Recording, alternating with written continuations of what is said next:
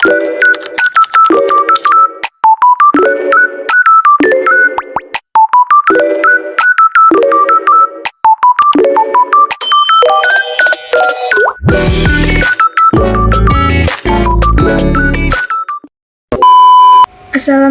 warahmatullahi wabarakatuh. Kembali lagi bersama aku, Siti Trisnawati. Pada video kali ini, kita akan membahas mengenai remote access. Nah, apa sih remote access itu? Jadi, remote access itu adalah suatu konfigurasi atau protokol atau kemampuan untuk mengakses dan mengelola perangkat jaringan dari jarak jauh, tanpa harus berada langsung di lokasi fisik perangkat. Jadi intinya adalah kita itu bisa meremote sebuah device switch, entah itu router, tanpa menggunakan sebuah kabel. Dengan menggunakan apa? Dengan menggunakan suatu IP public.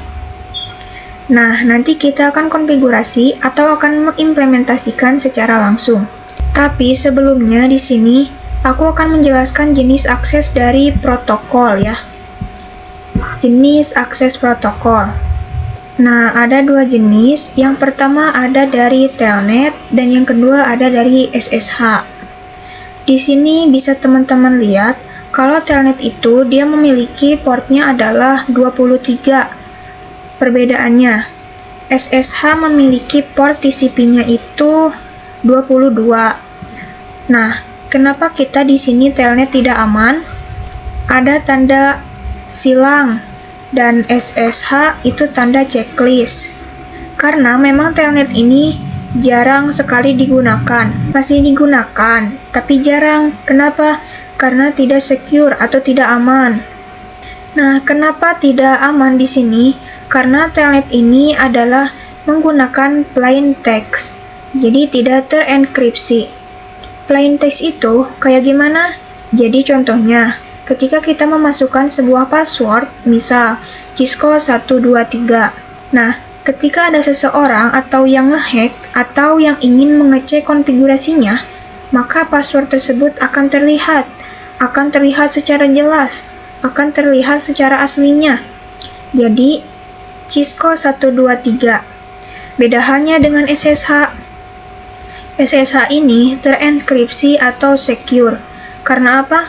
Karena dia menenkripsi atau mengamankan dari misalkan yang tadinya passwordnya Cisco 123, ketika ada seseorang yang ingin melihat konfigurasi atau seorang hacker, dia tidak akan bisa melihat bahwa password itu Cisco 123 karena dia akan mengenkripsi ke dalam beberapa bentuk kode yang memang tidak dapat dipahami oleh manusia biasa.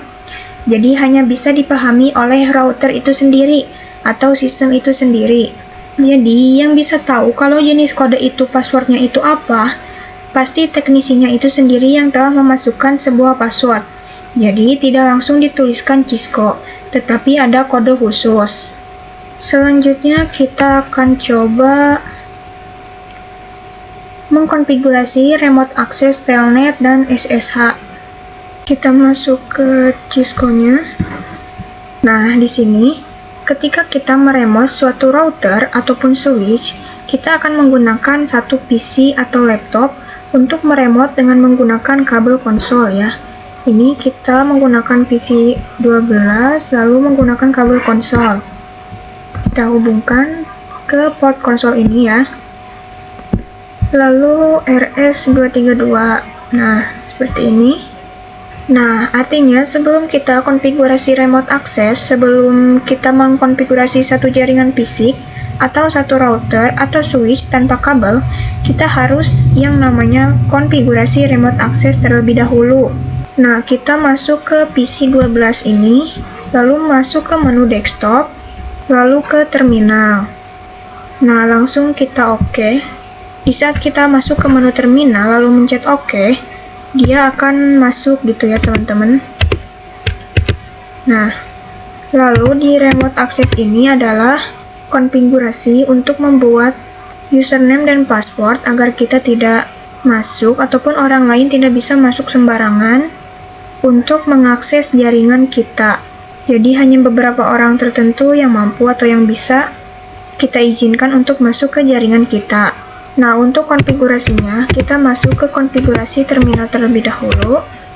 Lalu di sini kita membuat username terlebih dahulu ya. Misal username-nya itu admin. Lalu password-nya 123 ya, biar gampang aja, yang gampang aja. Nah, username ini untuk apa? Username ini adalah jadi namanya identitas nanti yang akan kita masukkan. Jadi, kalau tadi kita masuk ke terminal, kita pasti ada username dan password. Jadi tidak aman ya teman-teman, siapa saja bisa akses. Tapi setelah kita konfigurasi username dan password, nanti sebelum masuk ke CLI atau command line interface, nanti bakalan diperintahkan atau diarahkan untuk memasukkan password dan juga username. Nah, setelah itu kita konfigurasi enable secret. Enable secret itu untuk apa? Enable secret ini untuk membuat sebuah password. Jadi bedanya ya teman-teman, kalau ini untuk loginnya, kalau enable secret ini adalah untuk masuk ke mode terminalnya atau mode konfigurasinya. Kita ketik aja enable secret. Misal di sini enable secret, jangan sama ya. Misal di sini Cisco aja ya. Lalu setelah itu kita konfigurasi, barulah kita di sini konfigurasi remote access-nya. Dengan cara di sini kita harus menggunakan domain, IP, domain, lookup. Misalkan di sini kita harus mengkonfigurasi IP domain lookup-nya. Misalkan di sini namanya apa? Misalkan di sini SYNNET saja. Oh maaf ya, harusnya IP domain name ya.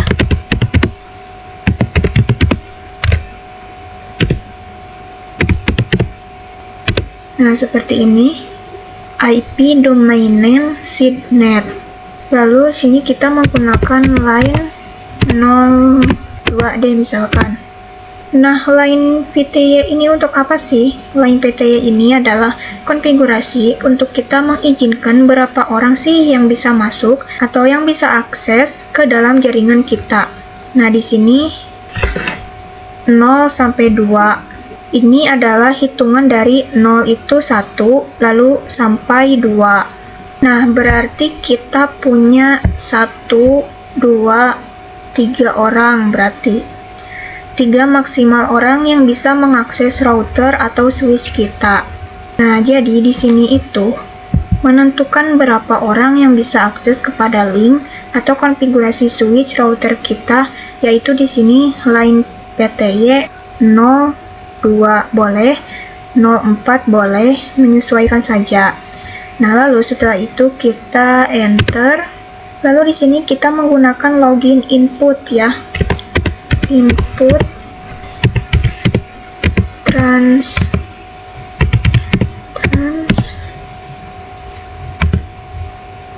transport input telnet. Nah, ini apa sih maksudnya transport input telnet? Jadi kita hanya membaca, hanya mengizinkan orang-orang yang masuk itu dengan protokol telnet. Jadi, kalau yang SSH, itu kita login pakai SSH. Itu nggak akan bisa. Jadi, hanya bisa menggunakan telnet. Sebaliknya ya teman-teman, kalau di sini kita menggunakan SSH, maka orang-orang yang menggunakan protokol telnet tidak akan bisa masuk ke dalam konfigurasi router.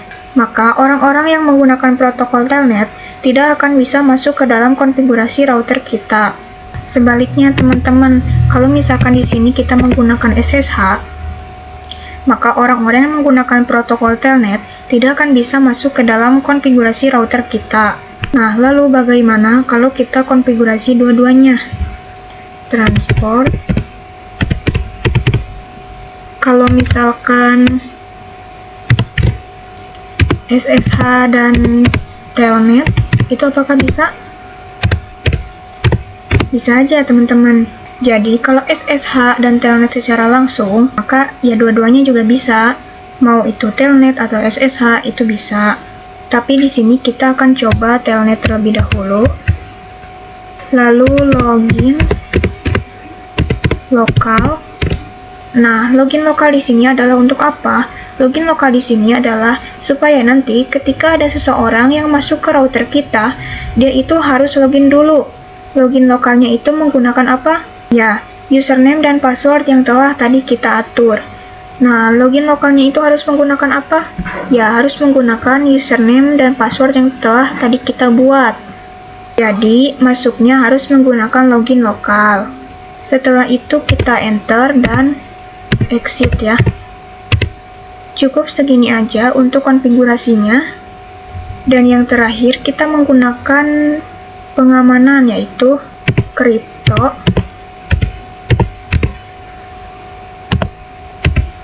Oke. Generate RSA. Itu sebuah sertifikat atau keamanan yang harus kita konfigurasikan. Jadi, tanpa CryptoKey, itu nggak akan bisa teman-teman. Nggak akan terinskripsi gitu ya nantinya. Enter. Nah, di sini kenapa ada tulisan please define a hostname other than router. Di sini ada informasi bahwa kita harus memasukkan nama hostnya. Nah, kita coba konfigurasi hostname-nya terlebih dahulu. Kita konfigurasi hostname-nya dulu. Misal hostname-nya itu R1. Kita enter. Lalu di sini kita buat lagi ya, crypto. Oke. Nah, ketika kita menggunakan atau dipertanyakan how many bits in the modules, kita gunakan 1024. Untuk membuat sebuah CryptoKey generate RSA, kita ditanyakan how many bits in the modules. Jadi, ada berapa bit atau panjang bit yang ingin kamu gunakan? Minimum kita menggunakan panjang bit di sebuah jaringan Cisco, di switch ataupun router itu minimal 1024 bit. Bisa aja, ketika kita ingin enkripsi atau secure yang lebih tinggi, kita bisa menggunakan, nah di sini kode 2048 ya misalkan. 2048 ataupun 4096. Kalau 1024 ini udah batas di atasnya itu security atau keamanannya udah lebih tinggi.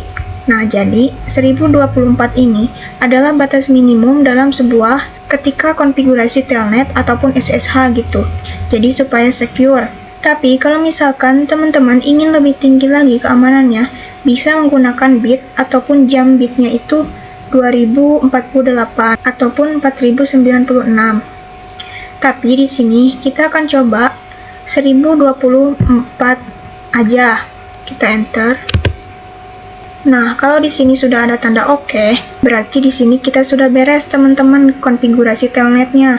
Nah, sekarang kita akan coba konfigurasi telnet. Kita coba konfigurasi telnet di sini PC1 ke desktop, lalu command prompt. Pastikan di sini kita bisa ping ke routernya. Kita ping ya, ping 1111 berarti ya.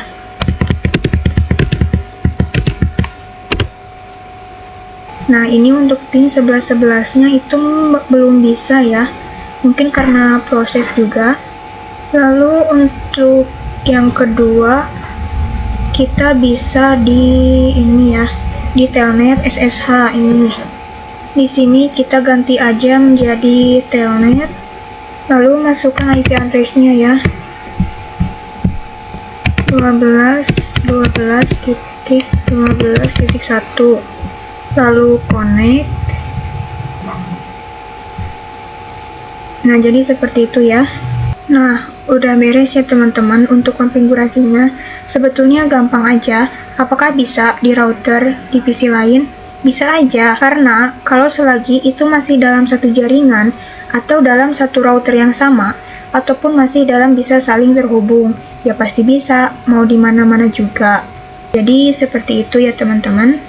Selanjutnya kita akan konfigurasi yang kedua, yaitu SSH ya. Sebelumnya kita sudah menyelesaikan topologi. Sini ya. Kita enable. Lalu konfigurasi terminal. Kita buat hostname dulu ya.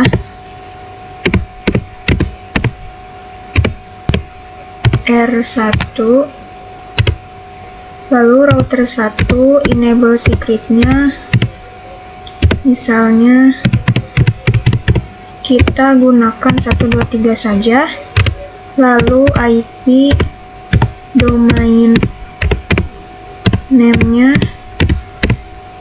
kita gunakan seednet. Nah, setelah itu kita akan konfigurasi SSH karena sebelumnya kita sudah konfigurasi telnet. Maka kali ini kita akan coba konfigurasi remote access SSH. Kita ketik username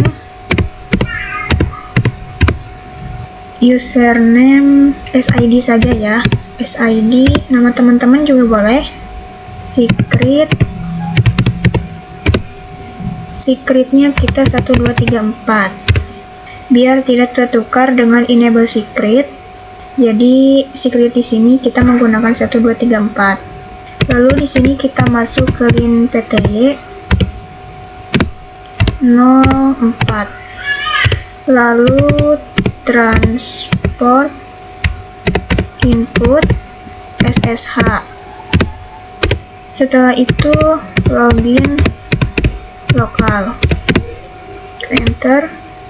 Lalu setelah itu di sini kita exit. Setelah itu kita membuat sebuah keamanan yaitu crypto key generate RSA.